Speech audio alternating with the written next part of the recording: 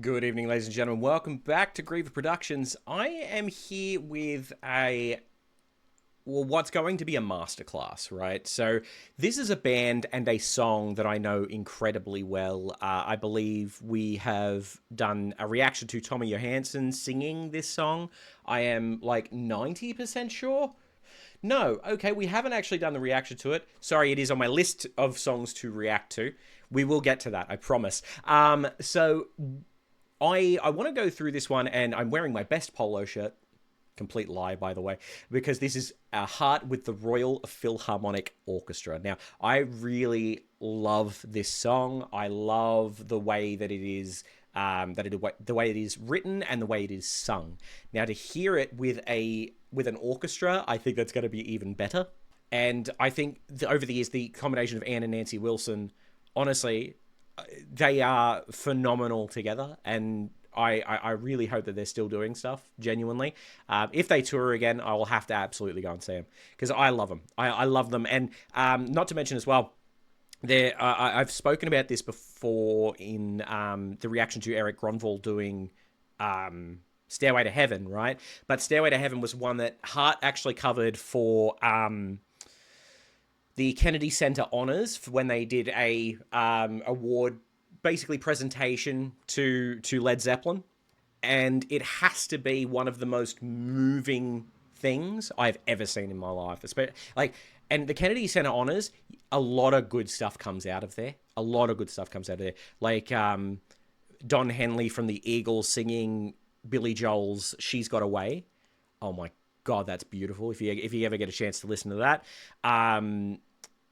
Actually, another one for Billy Joel as well was Garth Brooks coming out and singing Goodnight Saigon and Allentown. Brilliant. Brilliant. Brilliant choices. But Heart for Stairway, absolutely incredible, right? Now, I'm very keen to hear this one, because this is a version of it I haven't heard. So while this is a masterclass, because I know what she's like, I know what the lead singer is like, I'm keen to see how she does it in this version with the orchestra, because I can only imagine that it just perks everything up really nicely. So let's have a listen. Oh, actually, before we begin, please do leave a like on the video. It really does help.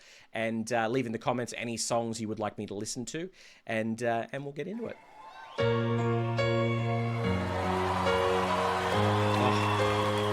that crowd, I'd be part of that. Like, yes!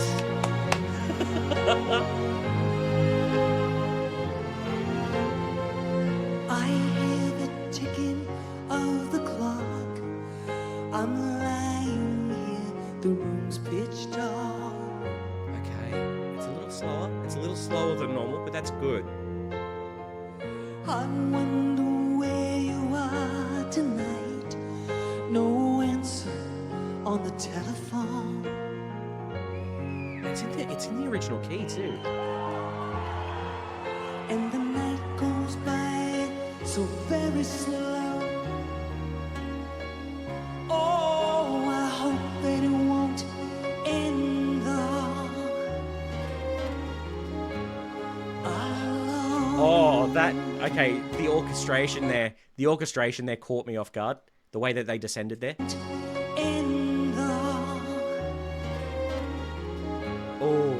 Oh, I like it. I like that.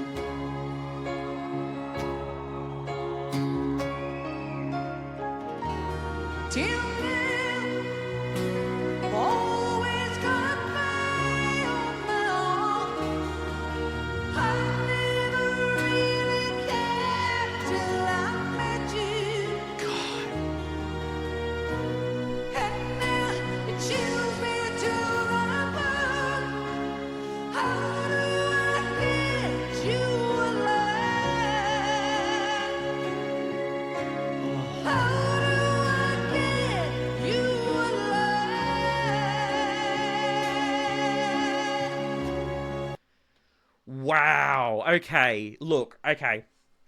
I can tell back here she wasn't happy with how she hit this note.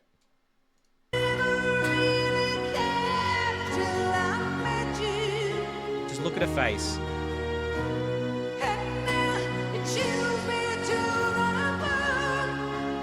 How There. I know that reaction. I've done that reaction. I've been there. However, right, I'm gonna explain here, right? First of all, she can't be too hard on herself. First of all, no one noticed, right? I wouldn't have noticed if she didn't do the face. This is 8 years ago. Let's assume that this was performed 8 years ago. Right as of now, Ann Wilson is 74. That means that she was 66 when doing this. She wrote this song. You know what? Actually, let's find out. In 1987. She was born in 1950. So she was 37. So she was 37 when she wrote this. She is okay. All right. This song has been out half of her life as of now. Right? She is getting older, and I don't want that to sound like a negative, right? And she's still killing it. Vocally, she's still killing it, right? She's hard on herself, but I reckon she'd be a perfectionist, to be completely honest. I reckon she'd be an absolute perfectionist, which is not a bad thing. I have to go back and explain here as well, right?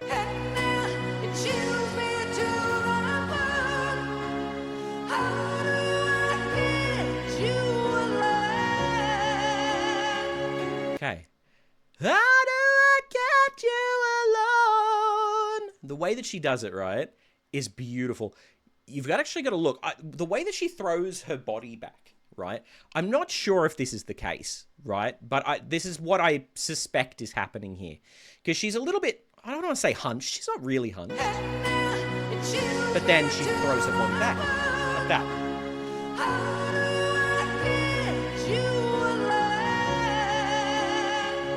Now, my suspicion is that that's because of the core pressure that she's putting on when she's hitting that note.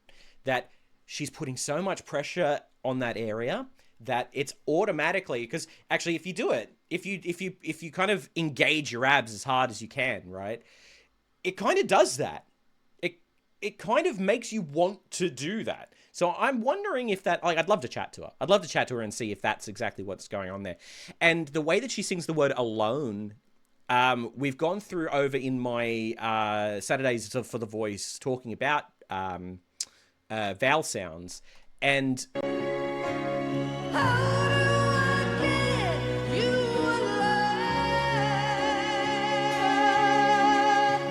so she's singing it as an R. How do I get you alone? Whereas originally she would sing it as how do I get you alone? As an oh. Which, that's the thing, right? We change the vowel sounds to make them easier to sing, right? And if this is what she finds easier to sing now, this is how she finds it easier to sing now.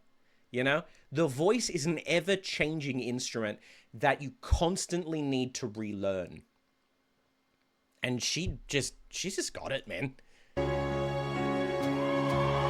Like, genuinely, I have to say, in my opinion, one of the greatest female vocalists of all time.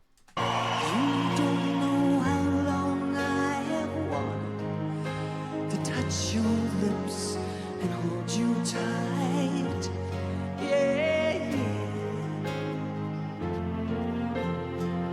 You don't know how long I have waited, and I was gonna tell you tonight. Oh, Tonight, that harmony. Oh, it's so good. Oh, man. you don't know how long I have waited, and I was gonna tell you tonight. But the secret is still my own. Hey, my love for you is still unknown. She's got a stunning voice.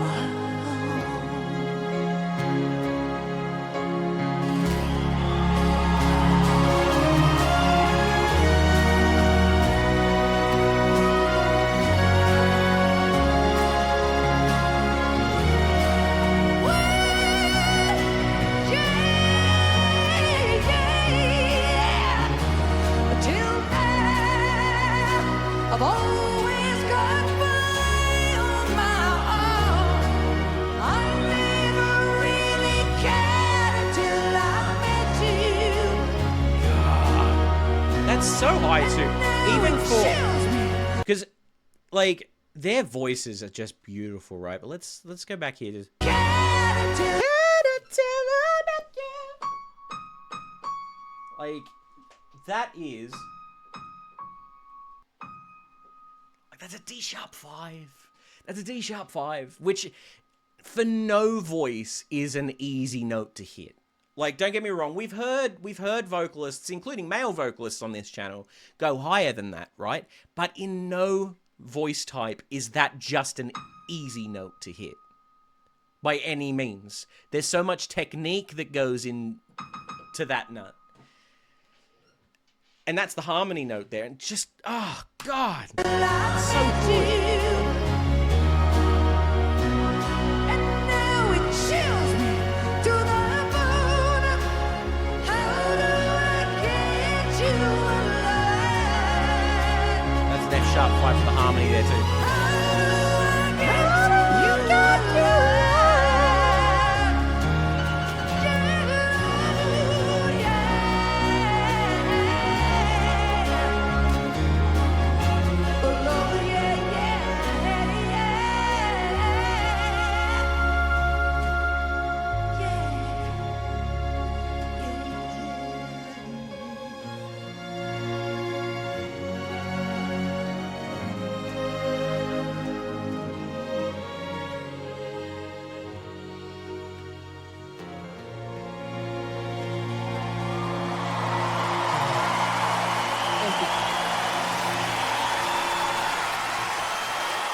It's beautiful, isn't it?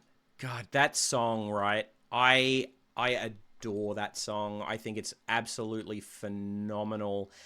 The way they sing it is just beautiful. The vocal is just insane.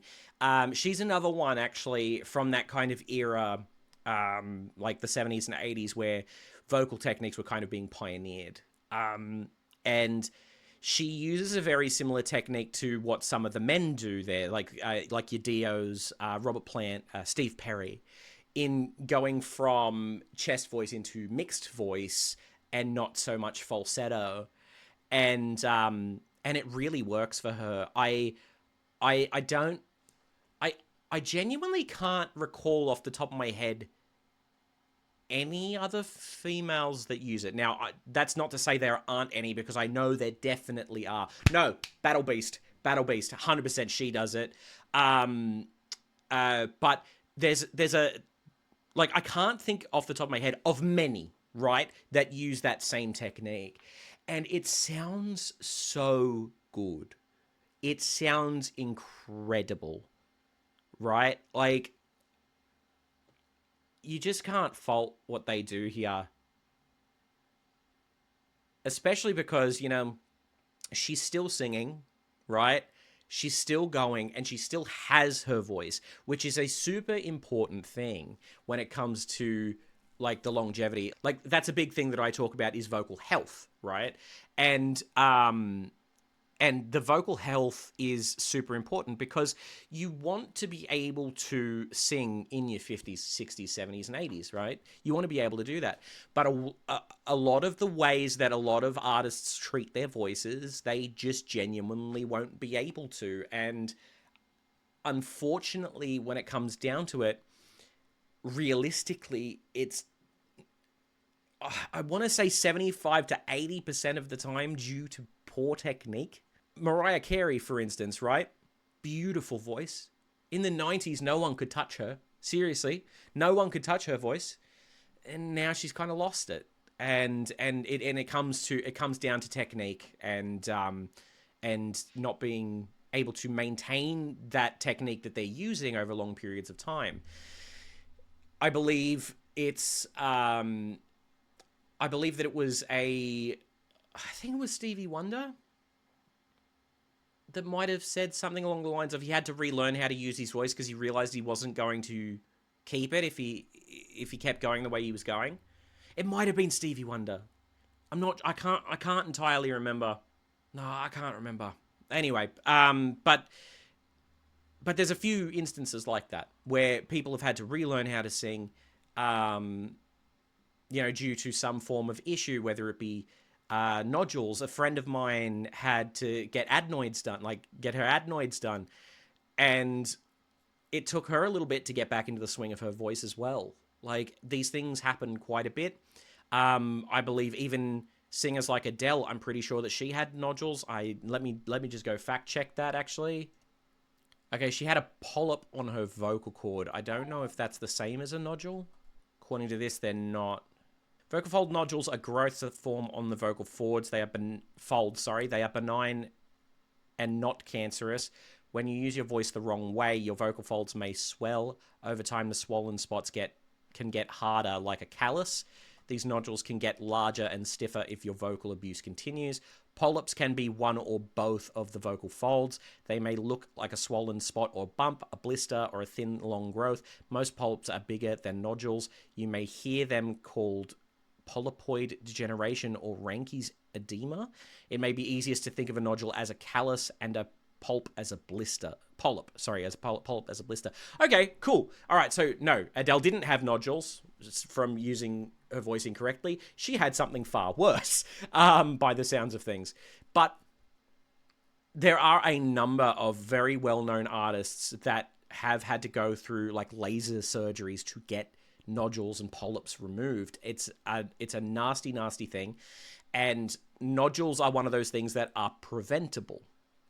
Polyps, not so much. If you're going to get a polyp, you're going to get a polyp. Like, I don't think that there's a surefire way around that. But what my vocal teacher said to me, and it's something that rings very true, is that the only surefire way to never lose your voice is to not sing, right? Because no matter what, by singing, you are essentially, I don't want to say ruining your voice, but you are taxing it. Think of it like a car engine, right? The longer you use it for, the longer, it's going to lessen its lifespan, right? But the more you thrash that engine, it's going to last you even less time, right? So the idea is to practice being a more gentle driver of your voice, right? In order to make that engine last for a longer time. And it's evident to me that that's exactly the case here. As I mentioned, she's currently 74 and she's still singing, which is absolutely incredible. And now, can I just say as well, not only that, she slowed the song down. Like, the original, so let's go back here. I'll just bring up the little bit that I'm reacting to here.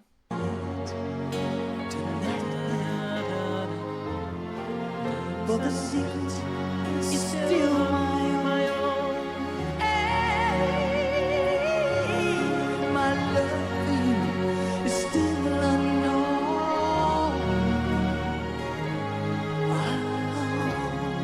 Like, it's slower, and then with the original, it's till now, always goodbye on my own. It's not like a huge amount faster, right? But it does mean you're not holding those notes for as long. I never really cared until I met you. It's a case of you get those notes over a little bit quicker, right? But having to hold them longer, right? The technique changes because it's almost like you're taking a more staccato sort of style and then making it more legato, right? So there's a very big difference in, and now it chills me to the bone, and now it chills me to the bone. By slowing it down, it almost forces you to change the style, to change the way that you're singing. And it makes it harder. It does. In this particular case, it makes it harder. But she didn't care. It was beautiful. Honestly, one of the greatest female vocalists of all time, in my opinion. In my humble opinion. One of the greatest female vocals of all time. And that's all I have to really say about that one. So anyway, thank you so much for watching this. Like a favorite if you enjoyed, subscribe, do all that sort of thing. And I will see you in the next one. All right, bye for now.